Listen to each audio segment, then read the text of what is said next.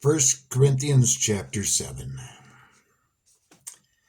Now concerning the things of which you wrote to me, it is good for a man not to touch a woman. Nevertheless, because of sexual immorality, let each man have his own wife, and let each woman have her own husband. Let the husband render to his wife the affection due her, and likewise also the wife to her husband. The wife does not have authority over her own body, but the husband does. And likewise the husband does not have authority over his own body, but the wife does. Do not deprive one another, except with consent for a time, that you may give yourselves to fasting and prayer, and come together again, so that Satan does not tempt you because of your lack of self-control. But I say this as a concession, not as a commandment. For I wish that all men were even as myself. But each one has his own gift from God, one in this manner and another in that. But I say to the unmarried and to the widows, it is good for them if they remain even as I am. But if they cannot exercise self-control, let them marry, for it is better to marry than to burn with passion. Now to the married I command, yet not I, but the Lord. A wife is not to depart from her husband, but even if she does depart, let her remain unmarried or be reconciled to her husband. And a husband is not to divorce his wife. But to the rest I, not the Lord, say, if any brother has a wife who does not believe, and she is willing to live with him, let him not divorce her. And a woman who has a husband who does not believe, if he is willing to live with her, let her not divorce him. For the unbelieving husband is sanctified by the wife, and the unbelieving wife is sanctified by the husband.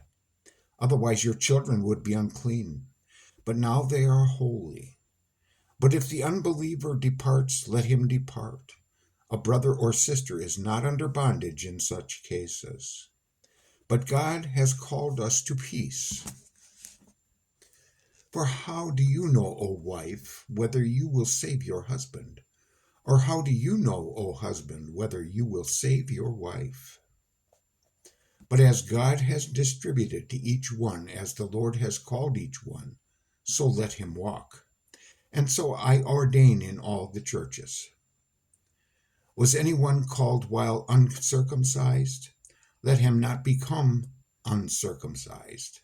Was anyone called while circumcised? Let him not become uncircumcised. Was anyone called while uncircumcised? Let him not be circumcised. Circumcision is nothing, and uncircumcision is nothing, but keeping the commandments of God is what matters. Let each one remain in the same calling which he was called. If you were called while a slave, do not be concerned about it, but if you can be made free, rather use it. For he who is called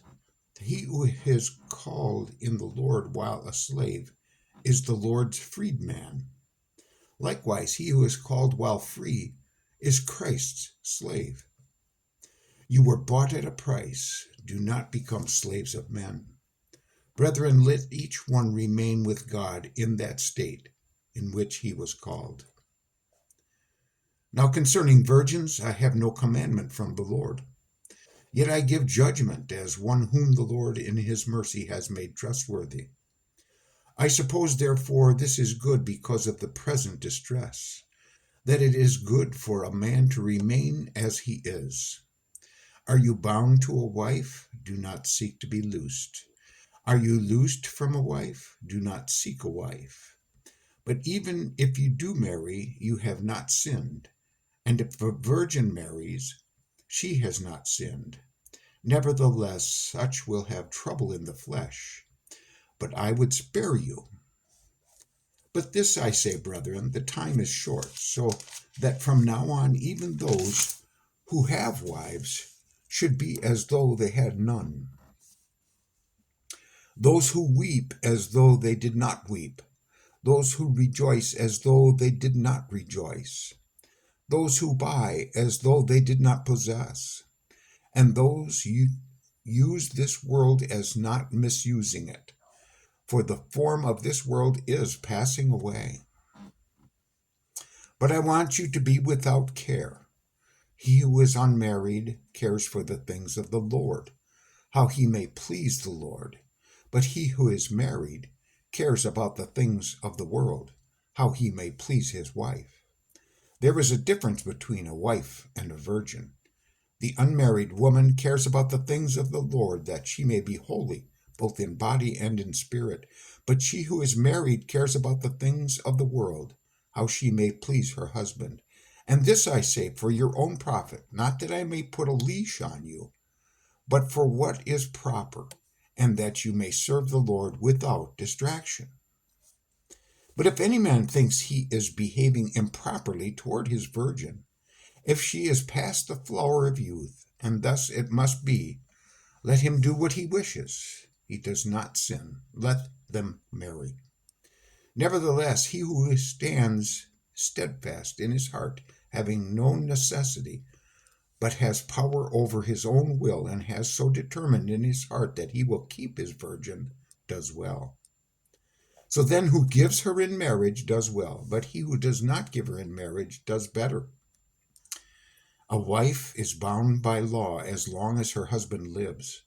But if her husband dies, she is at liberty to be married to whom she wishes, only in the Lord. But she is happier if she remains as she is, according to my judgment, and I think I also have the Spirit of God. Tomorrow, 1 Corinthians chapter 8.